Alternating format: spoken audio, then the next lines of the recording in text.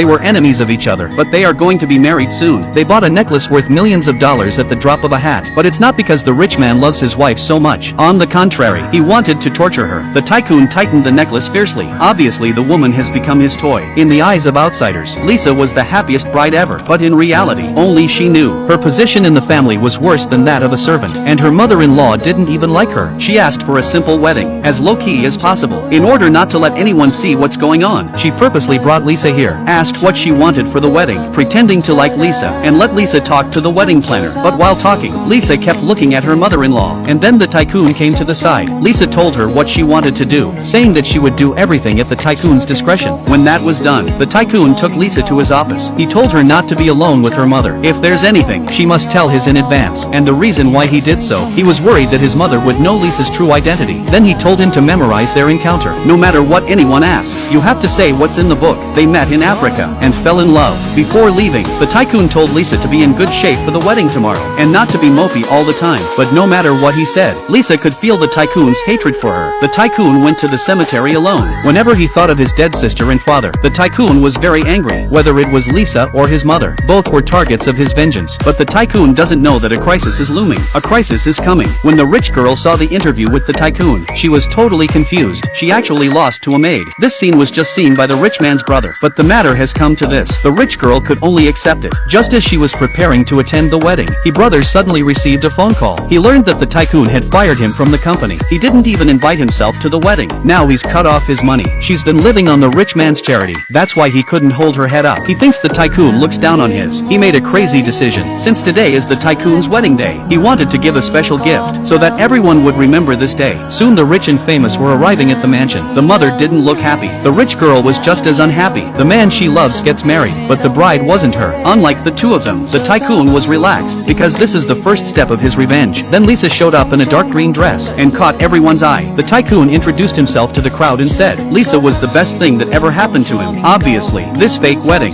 fooled everyone in the audience. The rest of the ceremony went very smoothly. Just as the wedding was about to end, something unexpected happened. The younger brother burst in, but the tycoon kept his attitude. He didn't invite him. He told him to get out. But at this moment, the younger brother has gone completely crazy. He took out his pistol and aimed it at the tycoon. You've always looked down on me. You even beat me up for a maid. You're the one who didn't give me a chance to live. Today, I've prepared a surprise for you. But to everyone's surprise, when the tycoon's life was on the line, Lisa didn't hesitate for a second. Risking her life, she chose to protect the tycoon. Looking at the woman in his arms, the tycoon was completely confused. In this instant, he recalled all the times they met. He was so sure that Lisa was the murderer of his sister. Obviously she had a chance to escape, but she still chose to return to the mansion. The tycoon began to doubt himself, whether what Lisa did was right or not, but before he could react, Lisa had already closed her eyes.